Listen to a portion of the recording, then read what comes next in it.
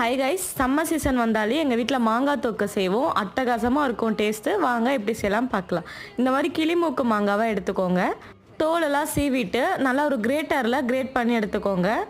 நான் இன்றைக்கி இவ்வளோ பெரிய சைஸில் 2 மாங்காய் எடுத்திருக்கேன். அதை துருவி ஒரு பாத்திரத்தில் தனியாக எடுத்து வச்சுக்கோங்க. கடாயில் 1 ஸ்பூன் கடுகு, 1/2 ஸ்பூன் அளவுக்கு வெந்தயம் போட்டு ட்ரை ரோஸ்ட் பண்ணிவிட்டு பொடி பண்ணி வச்சுக்கோங்க. இன்னொரு கடாயில் 2 குழிக்கரண்டி எண்ணெய் ஊற்றி 1 ஸ்பூன் அளவுக்கு கடுகு பொரியட்டோன்னு நம்ம துருவி வச்சுருக்க மாங்காவை போட்டு நல்லா வதக்கிக்கலாம்.